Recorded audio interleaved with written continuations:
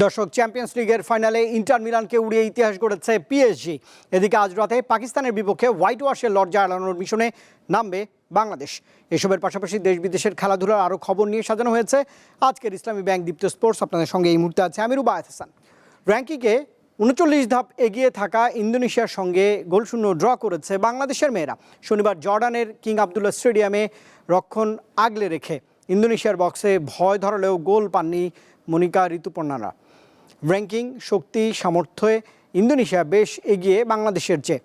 ম্যাচে ইন্দোনেশিয়া ৯ শটের মাত্র 4টি লক্ষ্যে রাখতে পারে। বাংলাদেশ 15টি আক্রমণের 7টি রাখে পোস্টে, তবু মেলেনি কাঙ্ক্ষিত গোল। প্রথমার্ধে কয়েকটি গোলের সুযোগ তৈরি করেছিলেন তহুরা খাতুন আর ঋতুপর্ণারা, কিন্তু ফিনিশিং ব্যর্থতায় গোল পায়নি দলটি। আগামী 3 জুন স্বাগতিক জর্ডানের বিপক্ষে খেলবে বাংলাদেশের মেয়েরা। এবারে ক্রিকেটের খবর। পাকিস্তানের বিপক্ষে সিরিজের তৃতীয় ও শেষ টি-20তে আজ মুখোমুখি হবে বাংলাদেশ দল। ম্যাচ শুরু হবে বাংলাদেশ সময় রাত 9টায়। প্রথম 2 ম্যাচে হেরে সিরিজ থেকে ছিটকে গেছে লিটন কুমার দাসের বাহিনী, আর শেষ ম্যাচে লড়াইটা হচ্ছে হোয়াইট ওয়াশ এড়ানোর। আরব আমিরাতের পর এবার পাকিস্তানের কাছে সিরিজ হারের লজ্জায় পড়তে হলো বাংলাদেশকে। এর প্রভাব পড়েছে আইসিসি র্যাঙ্কিংয়েও। এক ধাপ পিছিয়ে 9 থেকে 10-এ নেমে গেছে লিটন বাহিনী।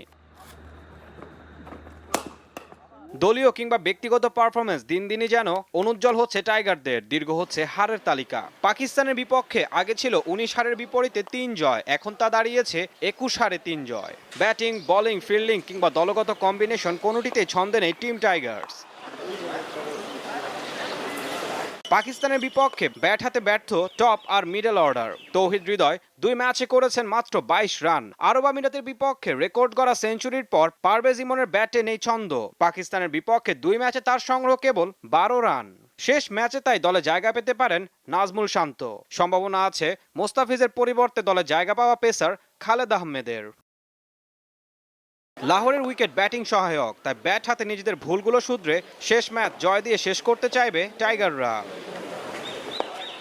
এদিকে বাংলাদেশের বিপক্ষে সিরিজ জয়ের আনন্দে ভাসছে পাকিস্তান। তাদের লক্ষ্য শেষ ম্যাচ জিতে বাংলাদেশকে হোয়াইট ওয়াশ করা। স্বাগতিকদের দলে নেই বাবর আজম, মোহাম্মদ রিজওয়ান ও শাহিন শাহ আফ্রিদির মতো তারকারা। তারপরও বাংলাদেশকে নিয়ে ছেলেখেলা করেছে ম্যান ইন গ্রিনরা।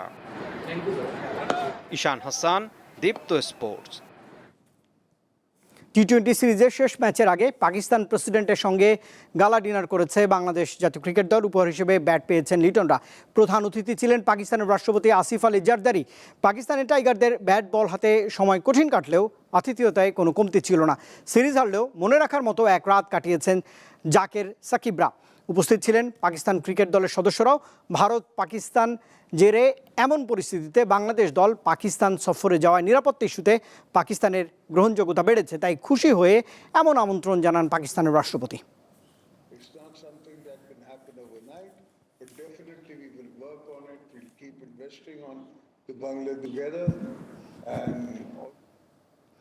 আন্তর্জাতিক ক্রিকেটে বড়সড় পরিবর্তনের সিদ্ধান্ত ক্রিকেটের অভিভাবক সংস্থা আইসিসির। ওয়ানডেতে 2টি নতুন বলের নিয়মে আংশিক পরিবর্তন সিদ্ধান্ত নিয়েছে এই সংস্থাটি। 1 থেকে 34 ওভার পর্যন্ত 2 নতুন বল দিয়ে খেলা হলেও 35তম ওভারের আগে যে কোনো একটি বল বেছে নিতে হবে ফিল্ডিংয়ে থাকা দলটিকে।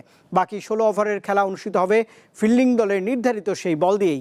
নতুন এই নিয়ম দেখা যাবে জুনে বাংলাদেশ শ্রীলঙ্কা টেস্ট এবং জুলাইতে ওয়ানডে সিরিজে। রিভার্স সুইং বোলিংয়ের মৃত প্রায় শিল্পকে উজ্জীবিত করতে নতুন এই উদ্যোগ গ্রহণ করেছে আইসিসি। পরিবর্তন আসতে পারে কনকাশন সাব নিয়েও। ম্যাচ শুরুর আগে প্রতিটি দলকে 5 জন সম্ভাব্য কনকাশন রিজার্ভ খেলোয়াড় তালিকা দিতে হবে।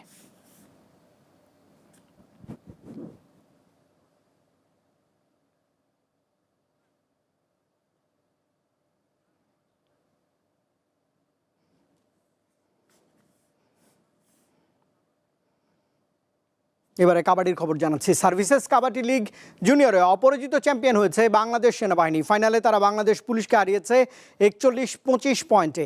পল্টনের কাবাডি স্টেডিয়ামে শিরোপা নির্ধারণী ম্যাচে প্রথমার্ধের খেলা শেষে 11 পয়েন্টে এগিয়ে ছিল সেনাবাহিনী। ম্যাচের সেরা খেলোয়াড় হয়েছেন সেনাবাহিনীর মেহেদি। আর টুর্নামেন্টে সেরা রেইডার পুলিশের রবি, সেরা ক্যাচার সেনাবাহিনীর আকাশ এবং সেরা খেলোয়াড় হয়েছেন সেনাবাহিনীর ইব্রাহিম।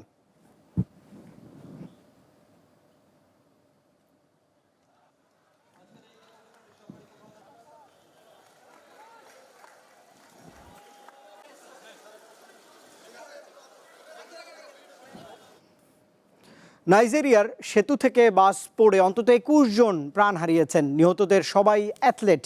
শনিবার রাতে এক প্রতিবেদনে এমন তথ্য জানিয়েছে বার্তা সংস্থা আনাদোল। নাইজেরিয়ার দক্ষিণ পশ্চিমাঞ্চলীয় ওগুন প্রদেশে অনুষ্ঠিত জাতীয় ক্রীড়া উৎসব থেকে বাসে করে ফেরার পথে কানো প্রদেশে ২১ জন ক্রীড়াবিদ মর্মান্তিক সড়ক দুর্ঘটনায় নিহত হন। বাসটিতে মোট ৩৫ জন আরোহী ছিলেন, তাদের বেশিরভাগই ক্রীড়াবিদ এবং ক্রীড়া কর্মকর্তা। দুর্ঘটনায় যারা বেঁচে গেছেন তাদের স্থানীয় হাসপাতালে ভর্তি করা হয়েছে। ওই ঘটনায় শোক প্রকাশ করেছেন নাইজেরিয়ার সাবেক ভাইস প্রেসিডেন্ট আতিকু আবুবাকার।